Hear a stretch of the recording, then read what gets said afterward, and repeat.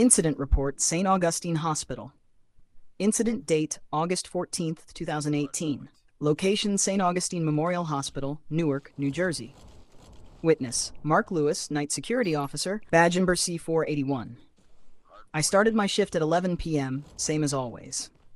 St. Augustine had been shut down for over 9 years, but the property management company kept a guard on site to prevent break-ins. On my first day, my supervisor told me 3 rules. 1. Keep the lobby doors locked. 2. Don't use the freight elevator after midnight. 3. Never go to the 3rd floor. I asked why, and he said the 3rd floor was unsafe. He didn't look me in the eye when he said it. At 2:46 a.m., the landline on the security desk rang. It shouldn't have.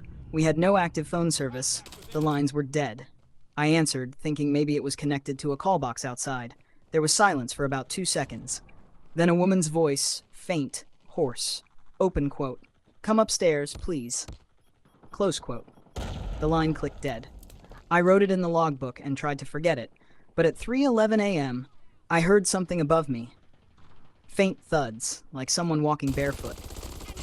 My camera monitors don't show the 3rd floor, so I grabbed my flashlight. Against every instinct, I used the freight elevator.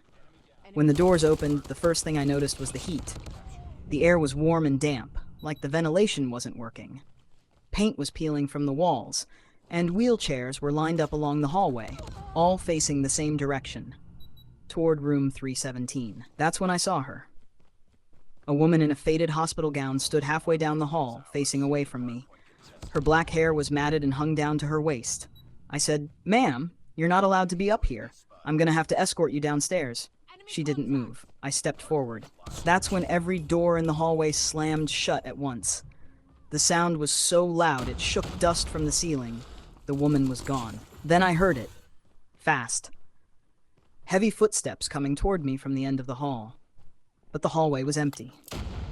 The running got louder, closer. My chest tightened. I turned and bolted for the elevator, slamming the button. When the doors finally began to close, a pale hand shot through the gap, pressing flat against the metal. Her hair covered her face now, but I could see her mouth, open too wide, teeth clenched, whispering something over and over that I couldn't understand. The doors shut. The elevator dropped. At 3:14 a.m., I was back in the lobby, breathing hard. I wrote everything in the logbook, then went straight to the cameras to see if I could catch anything. The feed for the 3rd floor, which is always blank, was on. The screen showed the freight elevator doors still open, and in the corner of the frame near room 317, a woman standing perfectly still, facing the camera. The live feed flickered, then went dark again. Note: I quit 2 days later. My supervisor didn't ask why, he just nodded, like he already knew. The man at the window. It was almost 3 a.m., and I couldn't sleep. My bedroom window faced the street, and the moonlight made the glass faintly reflect my room. I was scrolling on my phone when I noticed, in the reflection, a man standing in my yard. At first I thought maybe it was a shadow from a tree. But then it moved, slowly, deliberately. He was tall, thin, and wearing something like an old suit. I couldn't make out his face, it was just dark. I froze. He walked closer to the window, not toward my front door, not toward the sidewalk, just directly toward my window. My heart was pounding, and I didn't move, hoping maybe he couldn't see me in the dim light. But then he tilted his head, like he was studying me. We stayed like that for maybe 30 seconds, but it felt like forever. Then, without warning, he smiled. Not a normal smile. Wide, too wide, stretching like he'd been waiting to do it. And then he lifted his hand and knocked on the glass. I jumped back so fast I tripped over my blanket. By the time I scrambled to the window to see if he was still there, the yard was empty. The street was silent. But here's the thing.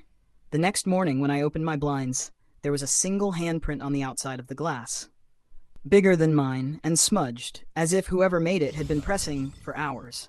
Subscribe, yeah, yeah, yeah, yeah, yeah, yeah, yeah, yeah, yeah, yeah, yeah, yeah,